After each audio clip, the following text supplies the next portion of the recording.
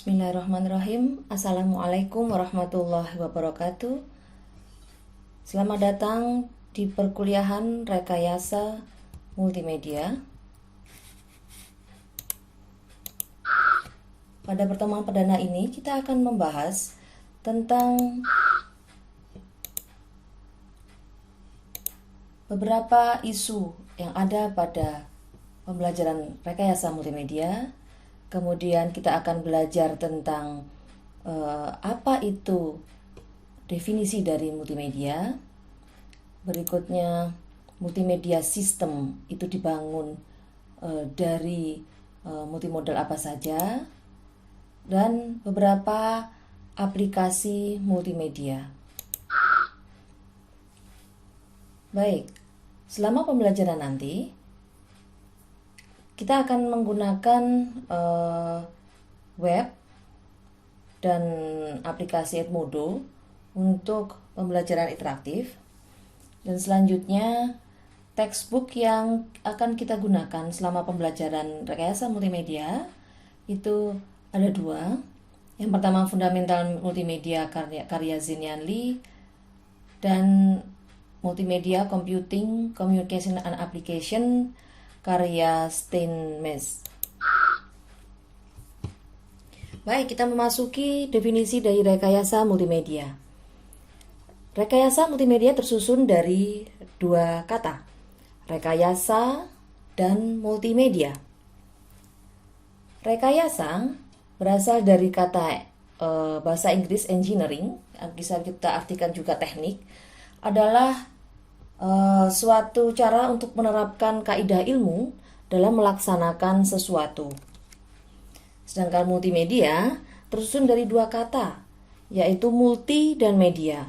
Multi berarti banyak atau lebih dari satu, dan media bisa bermakna sarana, wadah, alat, perangkat, penghubung, dan sebagainya. Jadi rekayasa multimedia adalah mata kuliah yang memberi kesempatan kepada mahasiswa menerapkan kaidah ilmu dalam melakukan penggabungan atau modifikasi dari beberapa media atau banyak media. Apa itu multimedia? Ketika orang berbeda menyebut istilah multimedia, mereka seringkali memiliki sudut pandang yang sangat berbeda atau bahkan mungkin berlawanan. Contoh, seorang vendor PC itu akan melihat atau mendefinisikan sebagai multimedia adalah PC yang memiliki kemampuan suara, drive, DVD ROM, dan mungkin keunggulan mikroprosesor yang berkemampuan multimedia yang memahami instruksi multimedia tambahan. Sedangkan untuk seorang vendor hiburan itu akan mengartikan multimedia sebagai televisi kabel interaktif dengan ratusan saluran digital yang tersedia, atau seperti layanan TV kabel yang dikirimkan melalui koneksi internet berkecepatan tinggi. Jadi dua orang yang berbeda, memiliki sudut pandang berbeda, akan memiliki definisi yang berbeda pula terhadap arti kata multimedia.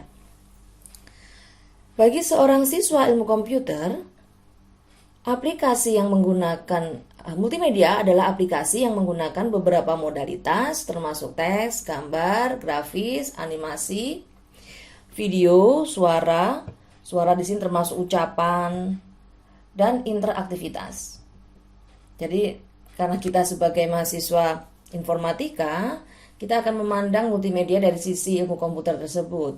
Jadi kita akan mempelajari seputar gambar, grafik, human computer interaction atau interaksi manusia dan komputer, visualisasi, computer vision, kompresi data, teori grafik, jaringan, sistem database, dan mungkin akan ada istilah namanya multimedia dan hipermedia. Oke, apa saja sebenarnya komponen dari multimedia? Multimedia itu melibatkan banyak modalitas. Dia akan melibatkan teks, audio, gambar, grafis, animasi, dan video. contoh bagaimana modalitas ini digunakan dapat kita lihat ketika kita melakukan video conference, video teleconference seperti tempo hari kita menggunakan perkuliahan memanfaatkan aplikasi Zoom. Di situ kita bisa berkirim teks, kita bisa berkirim suara, kita bisa berkirim gambar dan sebagainya. Kemudian kuliah dibagikan untuk pendidikan tinggi, jadi seperti ini. Perkuliahan menggunakan video suara yang dikirimkan melalui link tertentu, melalui aplikasi YouTube misalkan. Berikutnya ada telemedicine. Sekarang sudah banyak ya aplikasi telemedicine yang menjembatani kita dengan pihak medis, sehingga kita tidak perlu berinteraksi secara fisik, secara langsung kepada pihak medis. Apalagi musim pandemi seperti ini ya, sangat beresiko kita mendatangi secara langsung tempat-tempat sarana kesehatan seperti rumah sakit, poliklinik dan sebagainya. Akan lebih aman kalau kita berkomunikasinya secara jarak jauh. Seperti contohnya kita menggunakan aplikasi Halo Dokter dan sebagainya. Kemudian berikutnya lingkungan kerja kooperatif. Lingkungan kerja kooperatif di sini dimaksudkan seperti ini. Ini sangat banyak diterapkan sekarang ya, karena ada musim pandemi, jadi semua orang bekerja dari rumah, sehingga memungkinkan kita bekerja dari mana saja, dari rumah, mungkin dari kafe, sehingga tidak harus bertatap muka secara fisik dengan banyak orang di satu tempat yang khusus dan sebagainya. Kemudian mencari dalam database video dan gambar yang sangat besar untuk objek visual dan visual target. Ini bisa contohnya aplikasi Google. Kita bisa mencari gambar, teks, suara, dan seterusnya. Contoh yang lain yaitu augmented reality atau realitas augmented yang menempatkan grafik komputer dan objek video yang tampak nyata dalam sebuah adegan. Komponen multimedia yang lain, contohnya termasuk isyarat audio di mana peserta konferensi video berada. Jadi misalkan nih ada isyarat suara yang menunjukkan bahwa dia sedang berada di mana dan seterusnya.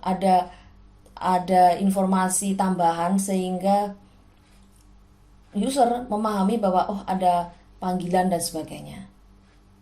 Ada reminder. Membangun fitur yang dapat dicari menjadi video baru dan memungkinkan penggunaan produk multimedia baru dengan kecepatan bit yang sangat tinggi hingga sangat rendah. Jadi dari video-video lama bisa dibangun ulang, bisa direkayasa sedemikian rupa sehingga dimunculkan video baru. Kemudian membuat komponen multimedia yang dapat diedit. Membangun aplikasi Inverse Hollywood yang dapat menciptakan kembali proses pembuatan video. Jadi kalau dulu membuat video itu memiliki proses yang cukup rumit, sekarang cukup dengan menggunakan sebuah komputer sangat memungkinkan kita membangun sebuah video baru dari video-video lama. Jadi kita rekonstruksi, kita perbaiki sehingga ada produk baru. Dan yang berikutnya adalah menggunakan pengenalan suara untuk membangun lingkungan interaktif. Contohnya ini browser web dinding dapur. Sekarang sudah banyak ya, bahkan di aplikasi yang ditempel di lemari es, kulkas, itu sudah ada layar LCD-nya di situ sehingga memungkinkan si pengguna untuk mengetahui informasi apa isi dari lemari esnya dan sebagainya. Ada jadwal yang bisa ditempel. Kalau dulu ditempel secara manual, sekarang semua ditempel menggunakan layar LCD yang yang memungkinkan terpasang di situ. Oke, dari situ bisa kita pahami bahwa multimedia itu akan berhubungan dengan banyak hal dalam kehidupan kita sehari-hari, akan terkait dengan proses tutorial atau presentasi seperti saat ini yang saya lakukan, berhubungan dengan film, ICT, musik, printing, game, entertainment, radio, dan sebagainya.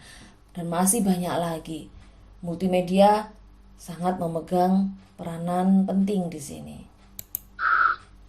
Ini salah satu contoh ya, produk multimedia yang beredar di pasaran. Ini adalah salah satu cara produsen menarik daya beli konsumen, terutama ini produk-produk dari anak-anak, sehingga anak-anak mau membeli. Kadang-kadang yang dibeli bukan produk makanannya. Contohnya ini produk coki-coki. Yang diburu itu kartunya ada bisa di scan markernya, ini kartunya sebagai pengganti marker, sehingga akan ketika sorot di smartphone itu akan muncul gambar grafis, ini disebut dengan AR, augmented reality, dan kemudian memungkinkan untuk diadu, ada interaksi antar dua kartu tersebut. Ini luar biasa, anak-anak sangat tertarik sehingga tidak peduli harus membeli produk begitu banyak gitu ya. Banyak sekali sekarang produk-produk seperti itu, seperti cerita digital interaktif untuk produk tertentu dan sebagainya. Ini sangat memungkinkan orang untuk memanfaatkan aplikasi multimedia ini. Oke, ini beberapa contoh topik riset dan proyek multimedia yang bisa digali, bisa diteliti oleh mahasiswa dan para peneliti yang terkait dengan multimedia. Pertama, ada pemrosesan dan pengkodean multimedia, di mana kita akan belajar analisis konten multimedia. Jadi konten multimedia kita analisis nih, apakah anak ini konten yang layak untuk anak dan sebagainya. Apakah ini mengandung pornografi atau tidak? Itu ada riset yang membahas tentang itu. Pengambilan multimedia berbasis konten, keamanan multimedia, pemrosesan audio, gambar, video, kompresi, dan lain-lain. Ini satu contoh dari riset multimedia. Atau yang lain selanjutnya adalah dukungan sistem multimedia dan jaringan. Jadi yang dilihat adalah media jaringannya. Antara lain protokol jaringan, internet, sistem operasi, server dan klien, kualitas layanan atau QoS, dan basis data. Ini adalah bagian dari multimedia dan jaringan. Berikutnya terkait dengan alat multimedia, tools, sistem akhir atau end system, dan aplikasi. Ini di sini terkait dengan sistem hypermedia, user interface atau antarmuka pengguna, dan sistem pembuatan. Berikutnya interaksi dan integrasi multimodal, di mana perangkat web di mana saja atau istilahnya ubiquity. Nah, di sini kalau sekarang itu web bisa masuk ke perangkat jam tangan Anda, gitu, ibaratnya begitu. Jam tangan Anda bisa diakses via web dan seterusnya. Pendidikan multimedia termasuk pembelajaran kolaboratif yang didukung komputer dan desain serta aplikasi lingkungan virtual. Ini sangat relevan dengan pembelajaran jarak jauh, daring, yang banyak dipakai saat ini di school from home ya. Nih contoh irisan-irisan, sehingga yang ada pada riset multimedia ini sangat beririsan dengan bidang minat lain, bidang minat citra, nanti kaitannya dengan image processing, kemudian bidang minat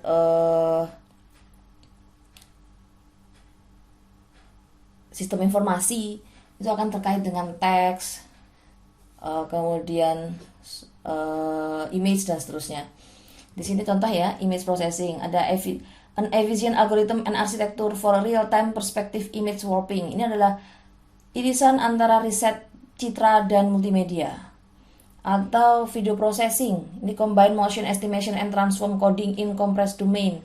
Ini irisan antara multimedia dengan eh, pemrosesan video. Kemudian ada lagi virtual reality, human computer interaction, computer vision. Lagi-lagi ada irisan atau bidang pendidikan, education, multimedia, distance learning, ada irisan dengan bidang pendidikan dan seterusnya. Ini sangat luas multimedia di pemanfaatannya. Ini contoh lain dari aplikasi AR. Saya masih mengangkat AR. Di sini bisa dimanfaatkan untuk iklan, bahkan untuk memudahkan seorang teknisi dalam bekerja, untuk menandai kabel mana terhubung kemana dan seterusnya. Ini sangat penting bagi seorang teknisi yang bekerja di lapangan.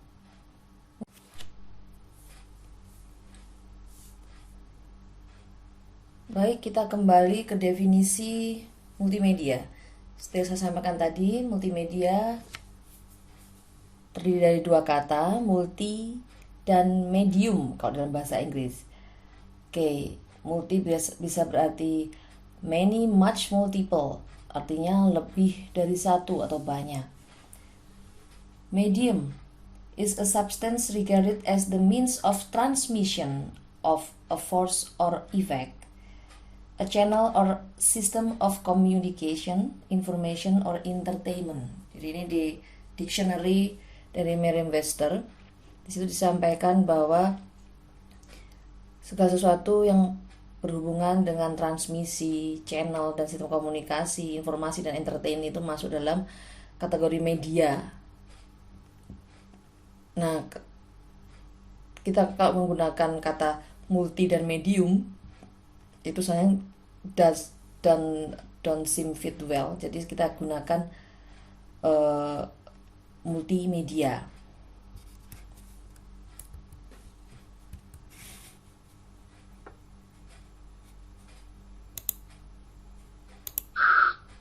Oke, kita belajar lebih dalam tentang definisi dari multimedia. Seperti saya sampaikan di awal tadi, media bisa berarti banyak hal. Oke, medium means for distribution and presentation of information. Jadi media bisa berarti cara mendistribusikan atau juga cara mempresentasikan atau menayangkan dari sebuah informasi. Nah, ini klasifikasinya itu tergantung dari persepsi. Teks, audio, video, ini akan sesuai dengan untuk mendefinisikan dari multimedia sendiri. Jadi disampaikan di sini. Ini saya bikin mind map-nya. Kriteria untuk klasifikasi dari medium itu bisa dilihat dari persepsi. Di situ ada presentasi, representasi, kemudian storage atau media penyimpan, transmisi atau cara melewatkannya, menyampaikannya, dan information exchange atau pertukaran informasi. Di sini ada presentasi, ada representasi. Apa ya bedanya presentasi dan representasi? Bedanya di re-nya, Bu. Oke. Presentasi dan representasi ini yang membedakan adalah domain waktu, time domain. Jadi presentasi itu asumsinya dia adalah sifatnya live, jadi waktunya terikat.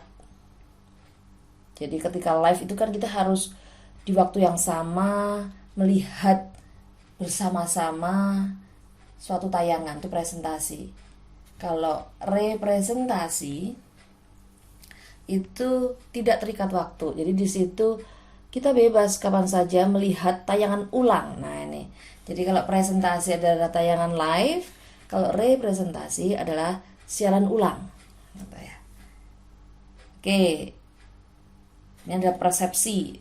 Persepsi ini persepsi itu sudut pandang. Jadi dalam melihat sesuatu, nanti multimedia ini karena terkait dengan persepsi dari seseorang, maka sifatnya akan subjektif di situ.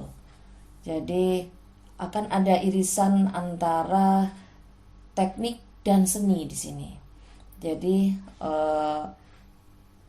rasa, persepsi itu akan digunakan atau digabungkan di mata kuliah rekayasa multimedia ini.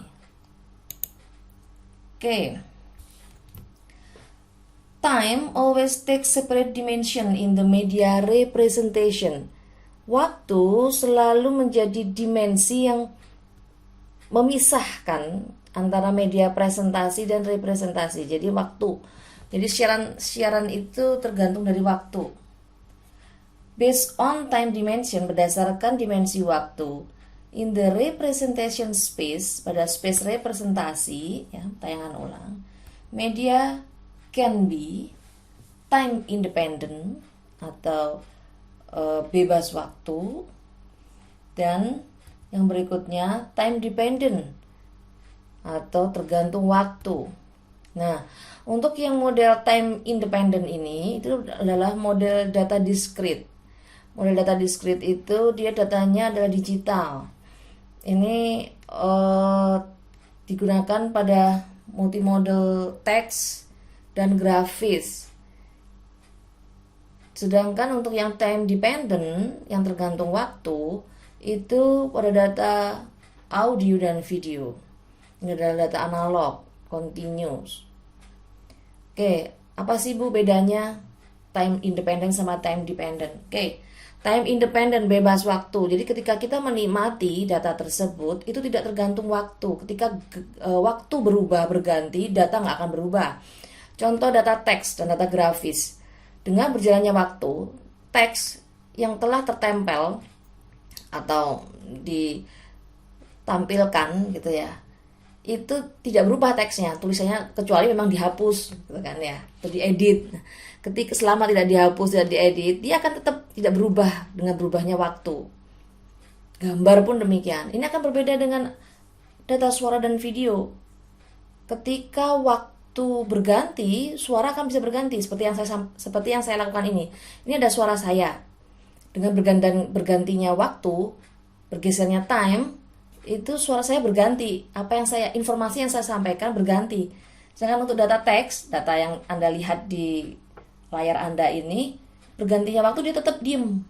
Dia nggak berganti. Jadi dia independen terhadap waktu. Sedangkan audio, video itu akan bergantung terhadap waktu.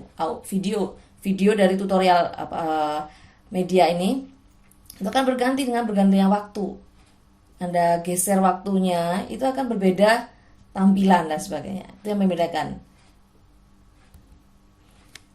Kemudian di situ video sequence of frame. Jadi video sebenarnya adalah gabungan dari gambar atau sequence of frame, beberapa frame yang diurutan secara periodik, secara berurutan, disusun secara berurutan. Nah, di situ akan nampak bahwa pada dasarnya video adalah susunan gambar yang diset dengan waktu tertentu. Time dependent aperiodic media is not continuous. Jadi media yang bergantung dengan waktu secara aperiodik itu bukan merupakan data continuous. Jadi bisa diset sebagai dia nggak bisa continuous kalau nggak periodik. Jadi yang periodik itu adalah data yang continuous itu harus periodik. Yang nggak periodik berarti bukan data continue. Dan seterusnya. Discrete dan continuous di sini tidak ada hubungannya dengan internal representation. Ini akan berhubungan dengan impresi dari viewers. Jadi nanti ketika viewers atau pemirsa itu menikmati produk multimedia, dia tidak akan pernah memikirkan antara apa ini time independent, apa ini time dependent, apakah ini data discrete atau data continuous, nggak akan difikirkan. Jadi yang dilihat itu hanyalah impresi, persepsi nanti.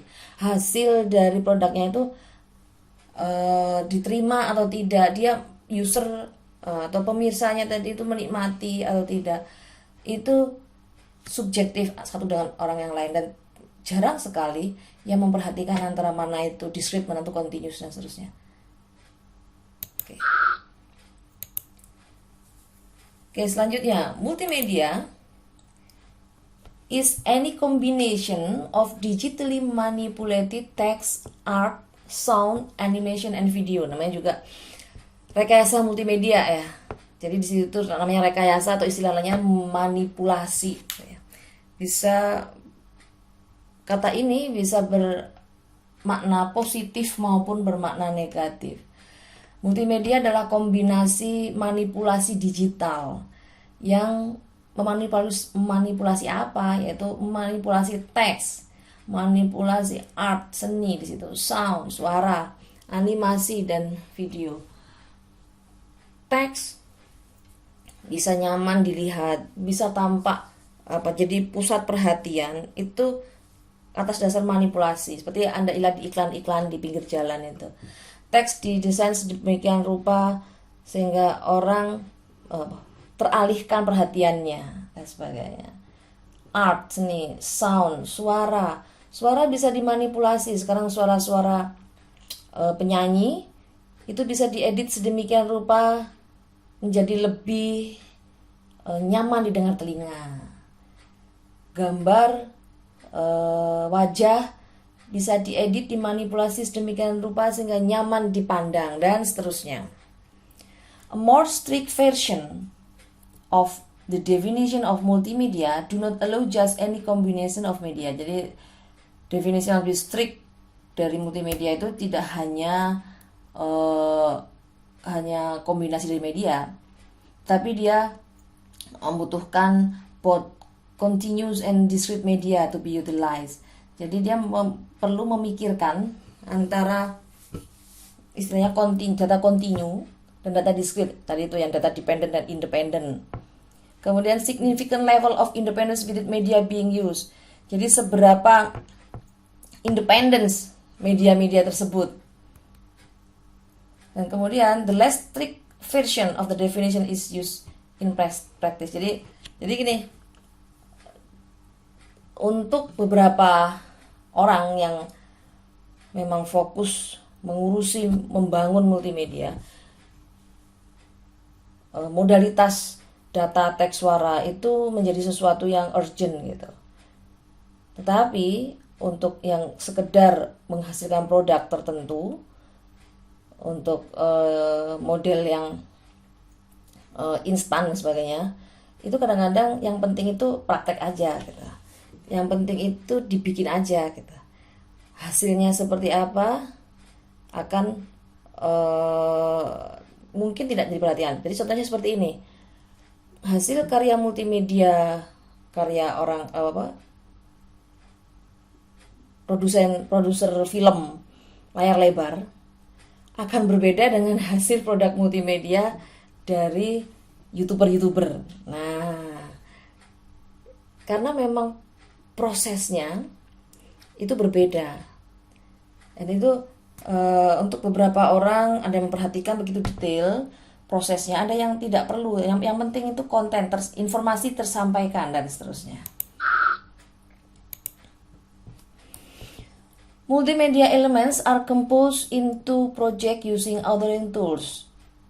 Jadi elemen multimedia tadi itu dibangun, itu disusun menggunakan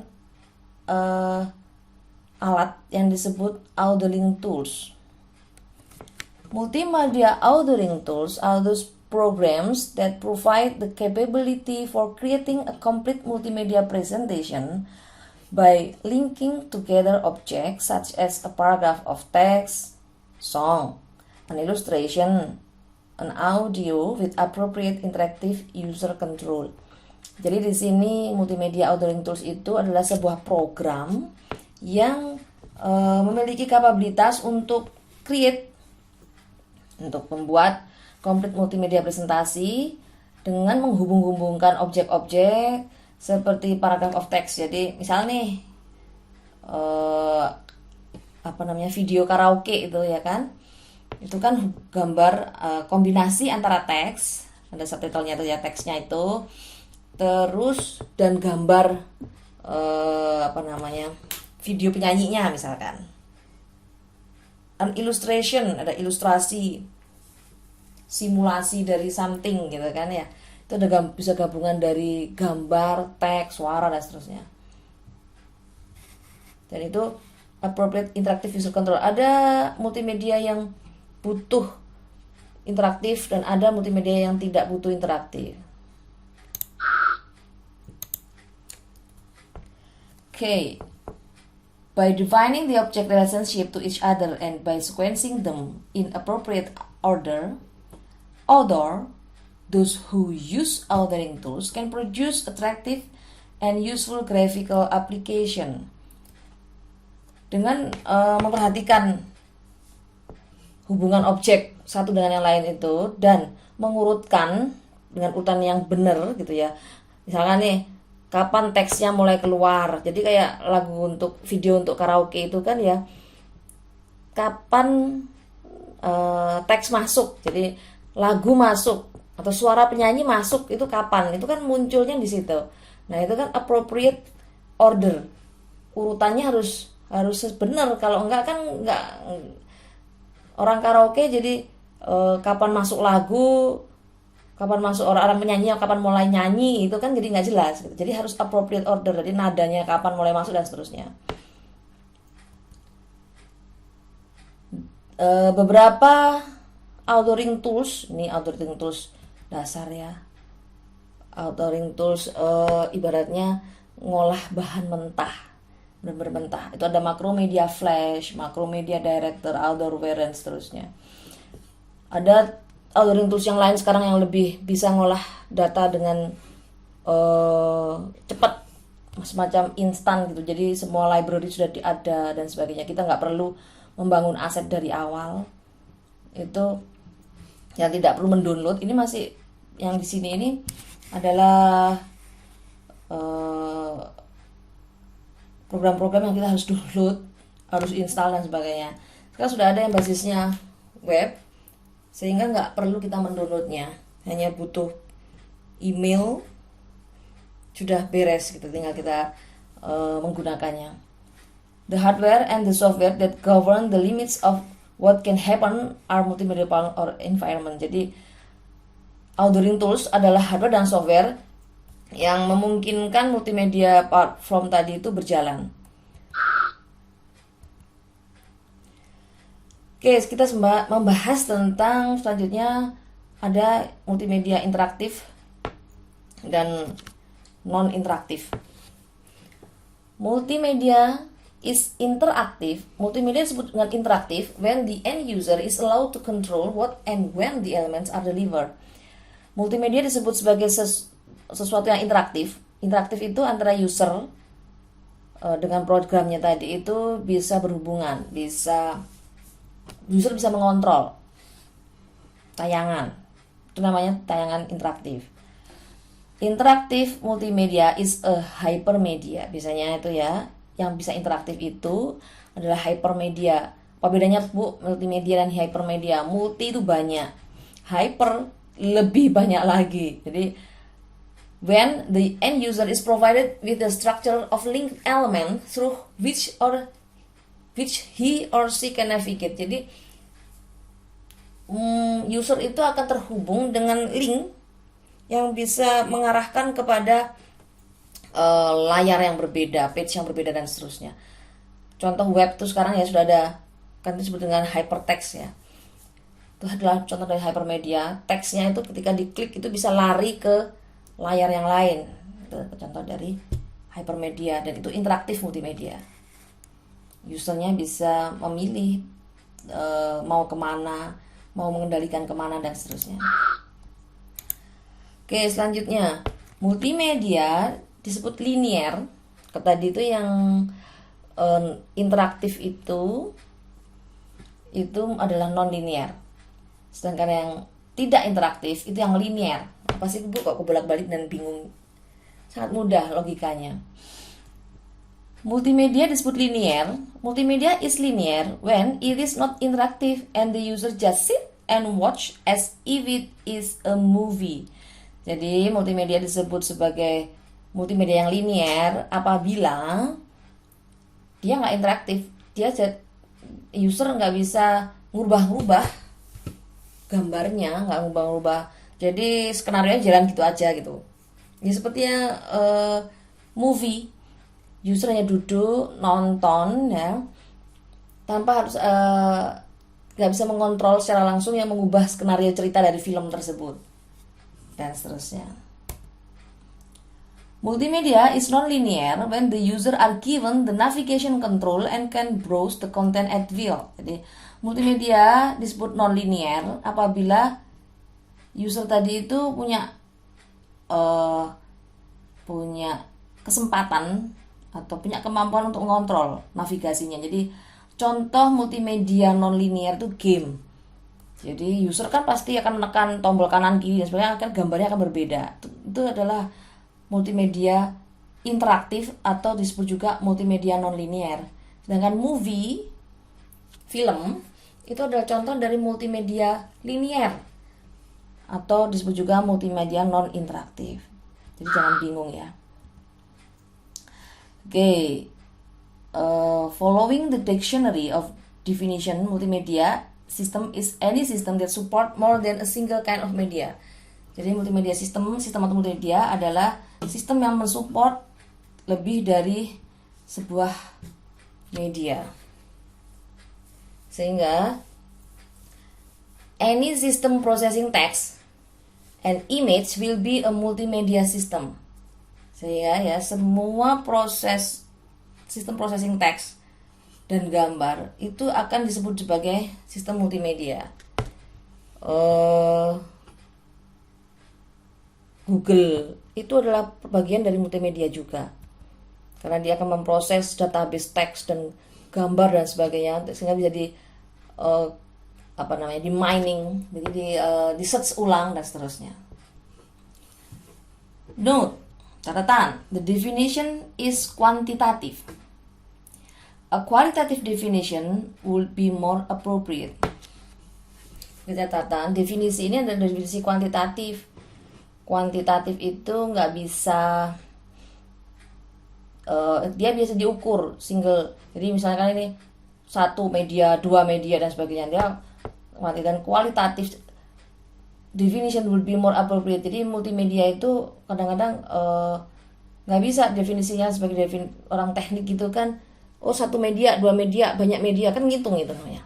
Kuantitatif, jumlah.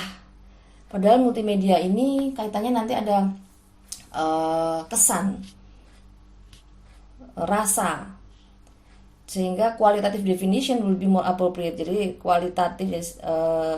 kualitas itu akan jadi lebih appropriate untuk definisi dari multimedia. The kind of media supported should be considered rather the number of media. Jadi